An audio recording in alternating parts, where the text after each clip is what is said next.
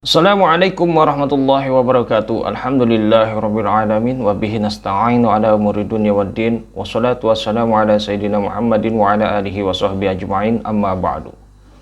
Pada postingan video kali ini, saya akan menjelaskan tentang definisi bid'ah dan menunjukkan bahwasanya ada kecacatan di dalam definisi bid'ah versi Wahabi. Namun sebelum saya menjelaskan, mari kita lihat terlebih dahulu bagaimana definisi bid'ah menurut Ustadz Wahabi. Sebagian ahli bid'ah mengatakan, kenapa sih kalian tuh sedikit-sedikit bid'ah? Ini bid'ah, ini bid'ah, ini bid'ah.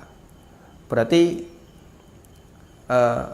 mobil bid'ah, pesawat bid'ah, ada kamera bid'ah, ini ada clip on bid'ah, ada HP bid'ah, semua jadi bid'ah.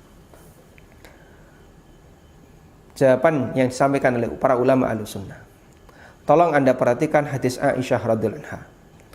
Dan tadi kita sudah sampaikan antara satu hadis dengan hadis yang lain, ketika dia satu tema maka maknanya saling melengkapi.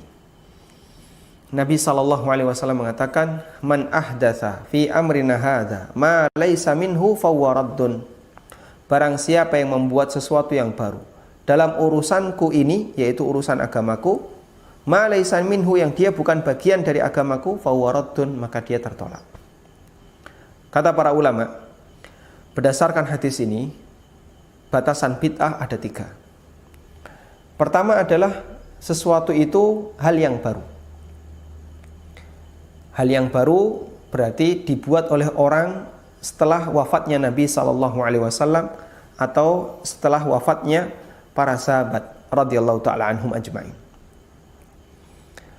Yang kedua, ma laisa minhu fi amrina hadza. Yang kedua adalah fi amrina hadza, dalam urusan agamaku, kata Nabi SAW. Berarti perkara yang baru itu terkait urusan agama. Jika perkara yang baru itu bukan terkait urusan agama tapi urusan dunia, Nabi SAW telah mengatakan, antum a'lamu bi umuri dunyakum. Kalian lebih paham tentang urusan dunia kalian dibandingkan Rasulullah SAW. Sehingga seperti ada HP, ada clip on yang kita pakai untuk live, ada kamera, ada laptop, dan aneka perlengkapan yang dimiliki oleh manusia, itu urusan dunia. Benda-benda seperti ini bisa dipakai untuk kebaikan, bisa juga dipakai untuk kejahatan, bisa juga dipakai untuk sesuatu yang mubah, sehingga dia tidak dinilai. Penilaiannya terletak pada bagaimana pemakaiannya. Karena itu penggunaan benda ini bukan termasuk, tidak masuk dalam pembahasan ruang lingkup bid'ah dan bukan bid'ah, mengingat ini murni untuk urusan dunia. Yang ketiga, tidak ada dalilnya. Ma laisa minhu, tidak ada dalilnya. Sehingga kalau dia ada dalilnya, diperbolehkan. Dan bukan termasuk perbuatan bid'ah. Sehingga Anda perhatikan 3 unsur ini, insya Allah sangat cukup untuk menjawab komentar sebagian ahli bid'ah dalam rangka mempertahankan bid'ahnya dengan mengatakan kalau semuanya bid'ah berarti mobil bid'ah, motor bid'ah, kamera bid'ah, telepon bid'ah, HP bid'ah. Maka kita jawab, bid'ah menurut hadis dari Aisyah radhiyallahu anha itu ada 3 batasan. Pertama, dia sesuatu yang baru. Yang kedua, dalam urusan agama. Yang ketiga, tidak ada dalilnya. Di zaman dulu, Pak, yang namanya huruf itu nggak ada titik, nggak ada harokat. Bayangkan, nggak ada titik, nggak ada harokat. Antum ada titik, nggak ada harokat aja puyeng. Iya, yang bahasa Arabnya gundul gitu ya. Ini apaan sih gundul gini gitu kan? Ini nggak ada titik, nggak ada harokat, bayangkan. Akhirnya bahaya. Maka di zaman Abdul Malik bin Marwan diperintahkan untuk dikasih apa? Titik. Kembali kemudian semakin orang tidak paham, dikasih titik juga bingung. Mulai dikasih apa? Harokat. Semua tujuannya adalah untuk melindungi Al-Quran. Ini termasuk bid'ah tidak? Tidak. Kata para ulama ini disebut dengan maslahat mursalah. Kaum muslimin yang dirahmati Allah Subhanahu wa ta'ala. Nampak jelas sekali terdapat kecacatan di dalam definisi bid'ah yang disampaikan oleh Ustadz-Ustadz Wahabi. Di mana Ustadz Wahabi menetapkan 3 batasan bid'ah dengan 3 unsur, yaitu perkara baru, urusan agama, dan tidak ada dalilnya. Namun faktanya ketiga unsur tersebut telah dibatalkan ketika dihadapkan kepada masalah pemberian titik dan harokat di dalam huruf Al-Quran. Padahal sangat jelas sekali bahwasanya pemberian titik dan harokat di dalam huruf Al-Quran itu sudah memenuhi 3 unsur yang sudah ditetapkan terkait batasan dari bid'ah yang sudah mereka sebutkan. Karena pemberian titik dan harokat di dalam huruf Al-Quran itu termasuk perkara baru dan urusan agama, bukan urusan dunia. Bahkan terkait urusan akidah bagi mereka yang meyakini kalamullah dengan huruf. Sehingga huruf di dalam Al-Quran itu merupakan bagian daripada kalamullah yang sangat sakral. Selain itu, pemberian titik dan harokat di dalam Al-Quran pun tidak ada dalilnya, baik yang memerintahkan maupun yang mencontohkan. Termasuk tidak ada pula yang mencontohkan dari para khulafaur rasyidin, meskipun tidak ada penghalang bagi para sahabat Nabi untuk melakukannya. Ini adalah salah satu contoh kontradiksi ajaran Wahabi. Definisi versi Wahabi ini menyamai definisi Imam Syatibi di dalam kitab Al-Iqtisam. Namun definisi Imam Syatibi ini sudah lama ditinggalkan oleh para ahli fikih, ya karena di dalamnya masih ada kecacatan, sehingga menimbulkan kontradiksi di dalam beberapa masalah. Para ahli fikih memilih definisi yang disampaikan oleh Imam Syafi'i yang menyamai penjelasan Imam Nawawi di dalam kitab Tahdzibul Asma wal Lughat. Ini adalah kitab Tahdzibul Asma wal Lughat karya Imam Nawawi, juz pertama bagian yang kedua. Redaksi kitabnya ada di halaman 22. Kemudian saya akan mengutip penjelasan Imam Nawawi terkait masalah pemberian titik dan harokat di dalam huruf Al-Quran, yaitu ada di dalam kitab At-Tibyan. Ini adalah kitab At-Tibyan karya Imam Nawawi. Redaksi kitabnya ada di halaman 189.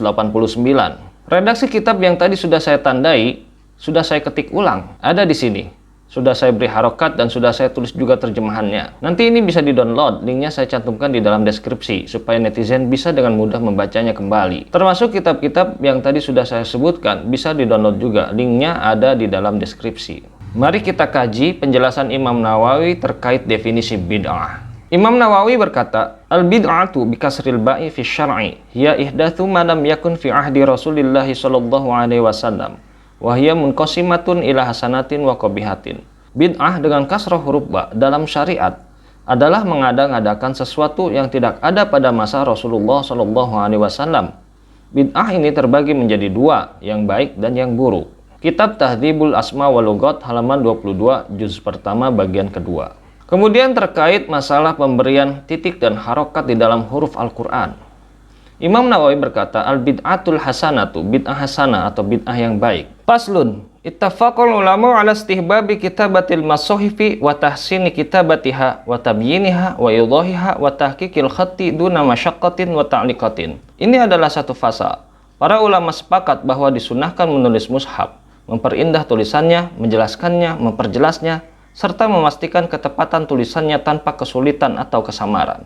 Qala al-ulama'u wa yustahabbu naqtul mushafi wa syakluhu fa innahu siyanatun minal lahni fihi wa tashifihi. Para ulama juga mengatakan bahwa disunnahkan memberi titik dan harokat pada mushaf karena hal itu menjaga dari kesalahan baca atau lahan dan kekeliruan penulisan atau tashif. Wa amma karahatu sya'bi wa nakha'in naqta fa innama karihahu fi dzalikat zamani khaufan minat taghyir fihi. Adapun kebencian atau ketidaksukaan dari Asy-Sya'bi dan An-Nakhai terhadap pemberian titik pada mushaf, hal itu terjadi pada masa mereka karena khawatir akan terjadi perubahan dalam Al-Quran. Wa qad amina dzalika al-yawma fala man'a wa la yamtani'u min dzalika likauni muhdatsan fa innahu minal muhdatsatil hasanati falam yumna. Namun saat ini kekhawatiran tersebut telah hilang, sehingga tidak ada larangan dalam hal ini. Tidak pula dapat dikatakan bahwa hal itu dilarang hanya karena merupakan sesuatu yang baru atau muhdats, karena ia termasuk dalam bid'ah yang baik atau muhdatsatul hasanah, sehingga tidak dilarang. Kitab At-Tibyan halaman 189.